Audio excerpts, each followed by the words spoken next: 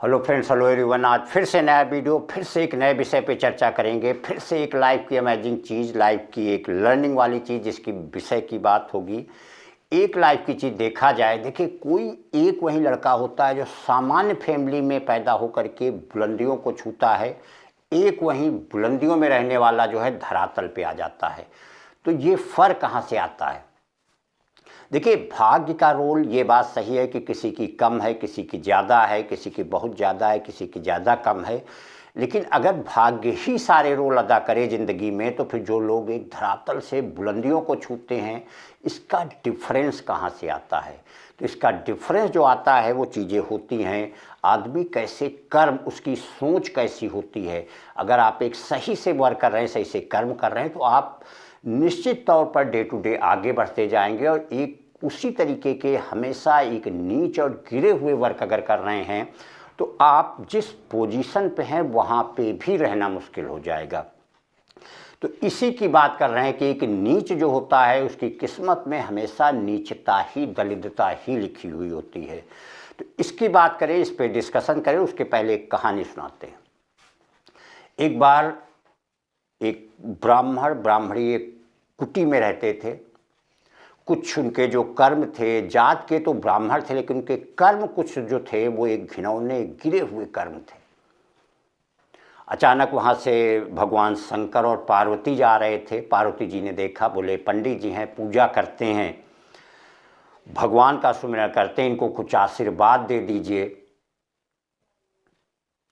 जिससे ये अपनी दलितता से, गरीबी से निकल जाएं। भगवान शंकर ने, शिव जी ने कहा कि ये एक दलित नीच पर्सन है और एक नीच की किस्मत में दलितता ही लिखी होती है, उसको चाहे जो मिल जाए। उन्होंने कहा ऐसा मत कहिए, दे दीजिए, उससे निकल जाएं। बोले ठीक है, उनकी बात को मान लिया। बोले गए वहाँ पे, उन्होंने पंडित जी से कहा कि हमने तुम्हें देखा है कि तुम्हें गरीबी की ज़िंदगी जी रहे हो, इससे हमें दया आ गई, हमने सोचा तुम्हें एक आश्रय। पंडित जी का, वो भी एक साधु का रूप बना करके गए। तो पंडित जी से कहा कोई वर मांगो। तो पंडित जी ने कहा कि हमें राजा बना दीजिए। तो जैसे ही उन्होंने कहा ठीक है तथास्तु, उनको राजा बना दिया। फिर उसके बाद जो पंडिताइन थी, उन्होंने उनसे कहा वर मांगिए। तो उनके मन में एक जलन आ गई। बोले तो पंडित जी थे, राजा बन चुके हैं, अब ये तो हमें बिल्कुल कुछ नहीं करेंगे। इन्होंने कहा फिर से, यस, इसको काटो, इसको क्रॉप कर देना, इसके बाद बढ़ाते हैं। तो शिव जी ने कहा कि वर मांगिए, जो भी है, हमने देखा कि आप एक गरीबी की, दलितता की ज़िंदगी जी रहे हैं, तो आप वर मांगिए। तो सबसे पहले उन्होंने पंडिताइन से कहा कि आप वर मांगिए। पंडिताइन ने कहा कि हमें रानी बना दीजिए। उन्होंने कहा तथास्तु। चांस की बात थी, उसी समय जो है एक राजा अपने हाथी से बगल से जा रहा था। उसने देखा अरे रानी यहाँ पे बैठी। उन्होंने कहा तुम यहाँ पे कहाँ हो, आके चलिए दरबार में हमारे साथ चलिए। तुरंत तो गई, अपना राजा के साथ हाथी पे बैठ के जाने लगी। तो जैसे ही पंडित जी से कहा आप वर मांगिए, तो पंडित जी ने सोचा कि अरे तो हमारे साथ यार रानी बन के हाथी पे जा रही है। तो उनको बहुत ही ज़्यादा प्रॉब्लम हुई। उन्होंने कहा इसको सुअर बना दीजिए। उन्होंने कहा तथास्तु। तो जैसे ही उन्होंने कहा, वो रानी के भेष से सुअर बन के वहीं पे गिर गई।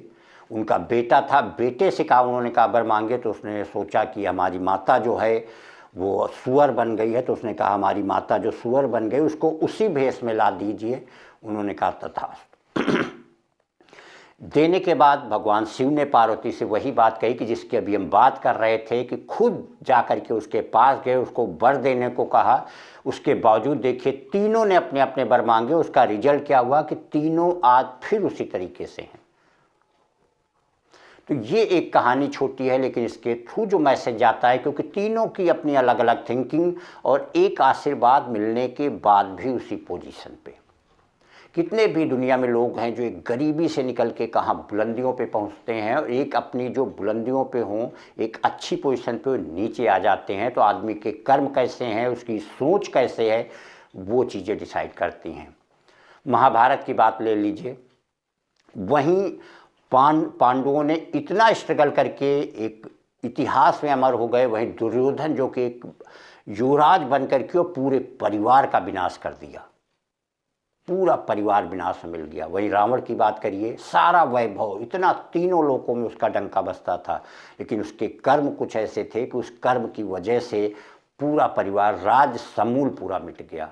और वहीं देखिए भगवान राम जो कि एक राजा राम बन के गए और भगवान राम बन के वापस आए। तो जो आदमी के कर्म है कुछ ऐसे होने चाहिए जो किसी को ना तो दुख देने वाले हों, ना कोई होशियारी ज़्यादा दिमाग लगाने। वो इंसान हमेशा ही, अब भले ही उसको शुरुआत में संघर्ष होगा, स्ट्रगल होगा, संघर्ष की तो बात होती, क्योंकि जब तक ज़िंदगी में संघर्ष नहीं होगा तब तक लोग आगे नहीं बढ़ेंगे। कहा जाता है कि जिसने मेहनत किया नहीं वो सफल हुआ नहीं, और जो संघर्ष से परिचित नहीं हुआ वो कभी इतिहास गवाह है, वो कभी चर्चित नहीं हुआ है। तो मेहनत, लगन, संघर्ष से जो आगे बढ़ता जाएगा वो हमेशा ही आगे बढ़ता जाएगा, क्योंकि उसमें एक साइंस काम करती है आदमी के लक की। जब आप एक सही ढंग का वर्क करोगे तो हमेशा ही आपका लक बढ़ता चला जाएगा और आप आगे बढ़ते चले जाओगे।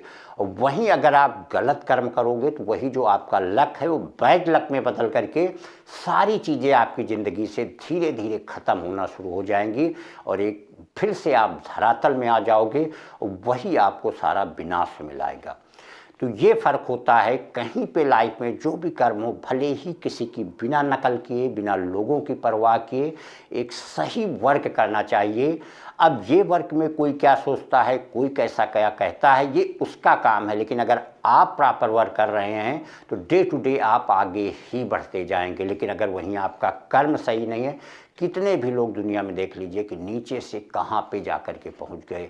तो वो आपके कर्म, आपका व्यवहार, जो भी चीज़ें हैं वो डिसाइड करती जो आपकी आगे ले जाएंगी। और अगर वहीं कर्म गलत हो जाएंगे तो आप धरातल पे ही पहुँचना तय है, और जहाँ से आप चले होंगे वही आपकी किस्मत फिर से बन जाएगी, और जिसको एक दुर्भाग्य नाम दिया जाता है। लेकिन अगर आपका वर्क सही है, आपके कर्म सही है, तो जो भी अगर दुर्भाग्य भी होगा, लक कम भी होगा, तो धीरे धीरे आप एक बड़े सौभाग्यशाली हो जिसका कर्म सही होता है। जो लोग, वही लोग सफल होते हैं और उसे ही दुनिया के सबसे सौभाग्यशाली लोगों में गिना जाता है। Thank you.